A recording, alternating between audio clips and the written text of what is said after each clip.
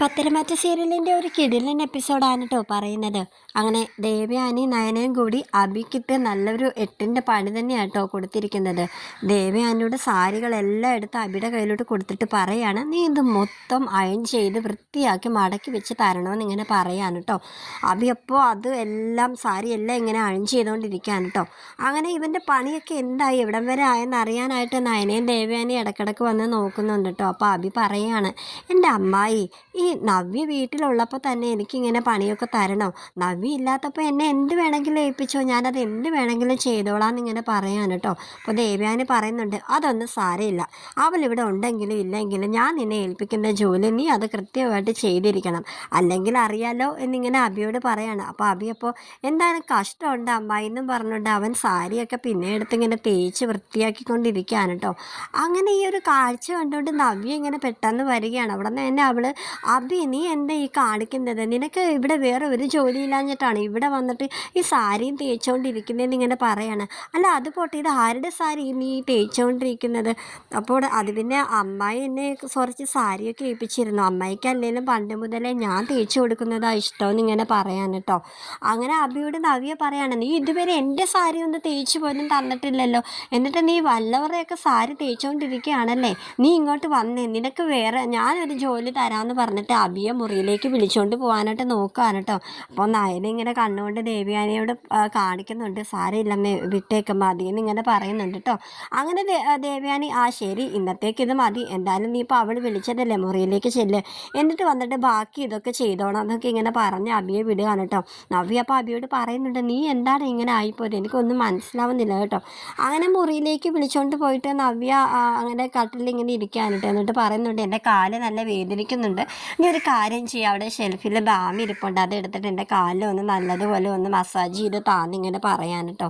അങ്ങനെ അബിയാണെങ്കിൽ അത് അവിടെ കാലൊക്കെ ഇങ്ങനെ മസാജ് ചെയ്ത് കൊടുത്തുകൊണ്ടിരിക്കുകയാണ്. ആദർശ് മുറിയിലിരുന്ന് എന്തോ ഒരു ചിന്തയിലാണ് കേട്ടോ. നയന ഇത് വന്ന് കണ്ടിട്ട് ആദർശിനോട് ചോദിക്കുന്നുണ്ട്, നവ്യേച്ചിയുടെ കാര്യമാണ് ആലോചിക്കുന്നതെന്ന് ഇങ്ങനെ ചോദിക്കുകയാണ്. അതെ, ഞാൻ നിൻ്റെ ചേച്ചിയെ പറ്റി ആലോചിക്കുകയായിരുന്നു, എൻ്റെ അഭിപ്രായത്തിൽ അവൾ നല്ല ഒരു മോഡലേ അല്ല, പിന്നെ എന്തിനാണ് ഈ AN ഗ്രൂപ്പുകാർ ഇത്രയും രൂപ വാഗ്ദാനം ചെയ്ത് അവളെ അവരുടെ ജ്വല്ലറിയുടെ മോഡലാക്കി കൊണ്ടുപോകുന്നത് എന്താണെന്നാണ് ഞാൻ ചിന്തിക്കുന്നത്.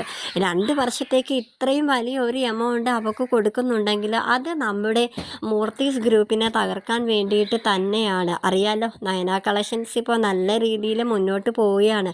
ആ നയന കളക്ഷൻസിൻ്റെ നയന നീയാണല്ലോ, നിൻ്റെ അനിയത്തി വെച്ച് തന്നെയാണ് അവർ കളിക്കുന്നത്. അപ്പോൾ അത് നമ്മുടെ ജ്വല്ലറിയെ തകർക്കാൻ വേണ്ടിയിട്ട് തന്നെയല്ലേ? എനിക്ക് എത്ര ആലോചിച്ചിട്ടും അങ്ങോട്ട് അത്ര പിടി കിട്ടുന്നില്ല, എന്തിനാണ് അവർ ഇത്രയ്ക്കും നമ്മുടെ ജ്വല്ലറിക്കെതിരായിട്ട് ഇങ്ങനെ കളിക്കുന്നതെന്ന് എനിക്കത് മനസ്സിലാവുന്നില്ലെന്ന് ഇങ്ങനെ പറഞ്ഞുകൊണ്ടിരിക്കുമ്പോൾ തന്നെ മുത്തശ്ശൻ്റെ കോള് വരുന്നുണ്ട് ആദർശിന്. അങ്ങനെ മോനെ താഴത്തോട്ട് പോകാൻ എനിക്ക് കുറച്ച് സംസാരിക്കാനുണ്ടെന്ന് പറയുകയാണ്. അങ്ങനെ ആദർശ് താഴത്തോട്ട് ചെല്ലുകയാണ്. അവിടെ വല്യച്ഛനും അച്ഛനും മുത്തശ്ശനും എല്ലാവരും കൂടെ ഇരിക്കുകയാണ്. അവരും ഈ AN ഗ്രൂപ്പിനെ പറ്റി സംസാരിച്ചുകൊണ്ടിരിക്കുകയാണ് കേട്ടോ.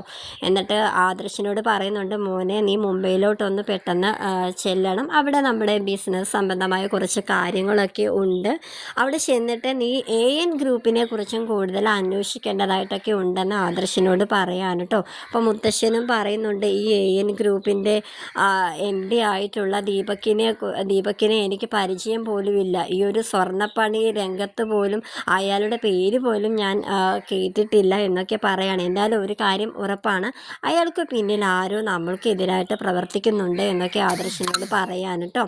അങ്ങനെ ആദർശ് പറയുന്നുണ്ട്, ഞാൻ ഉടനെ തന്നെ മുംബൈയിലേക്ക് പോവാം മുത്തശ്ശ, എല്ലാ കാര്യവും ഞാൻ വേണ്ട വിധത്തിൽ ചെയ്തോളാം എന്നൊക്കെ പറയാണ്. പിന്നെ ദേവയാനിയും നയനയും കാണിക്കുന്നുണ്ട് കേട്ടോ. അവർക്കൊപ്പം അവന്തികയും ഉണ്ട്, അവർ ക്ഷേത്രത്തിൽ തൊഴുതുകൊണ്ട് നിൽക്കുന്നതായിട്ട് കാണിക്കാണ് കേട്ടോ. അപ്പോൾ പണ്ടത്തെ കുറച്ച് കാര്യങ്ങളൊക്കെ ദേവയാനി അവന്തികയോട് പറയാൻ കേട്ടോ. മോളുടെ അച്ഛൻ അനന്തപുരി തറവാട്ടിൽ ഒരുപാട് പ്രശ്നങ്ങളൊക്കെ ഉണ്ടാക്കിയിട്ടാണ് വീട് വിട്ട് പോയത്, മോളും അതുപോലെയൊക്കെ ആകും, അബിയെയും ജലജയൊക്കെ പോലെ തന്നെയാണ് മോളും എന്നാണ് ഞങ്ങൾ വിചാരിച്ചിരുന്നത്. പക്ഷെ മോളെ വീട്ടിൽ വന്ന് കയറിയപ്പോൾ സത്യം പറഞ്ഞാൽ ഞങ്ങൾക്ക് സന്തോഷമാണ് ഉണ്ടായത് എന്നൊക്കെ ഇങ്ങനെ പറയാനുണ്ട്. അങ്ങനെ അവന്തിക്കാണെങ്കിലും മനസ്സിൽ ഞാനും അവരെയൊക്കെ പോലെ തന്നെയാണ്, ഈ അനന്തപുരി തറവാടിൻ്റെ നാശം കാണാൻ വേണ്ടിയിട്ട് തന്നെയാണ് ഞാനിവിടെ വന്നിരിക്കുന്നതെന്നൊക്കെ ഇങ്ങനെ അവന്തിക ഇങ്ങനെ മനസ്സിലിങ്ങനെ പറയാൻ കേട്ടോ. പിന്നീട് കാണിക്കുന്നുണ്ട് അനാമികയെ കാണിക്കാൻ കേട്ടോ. അനാമികയും പിന്നെ അതിനോടൊപ്പം തന്നെ അബിയും ജലജയും അവർ 3 പേരും കൂടെ ഒരുമിച്ച് ഒരു ഒരു ക്ഷേത്രത്തിൽ വന്നിരിക്കുകയാണ് കേട്ടോ. ഒരു കാടിനുള്ളിൽ അധികം ആരും ഒന്നും അവിടെ വന്നിട്ടില്ല. അവരെ മാത്രമാണ് കേട്ടോ അവിടെ കാണിക്കുന്നത്.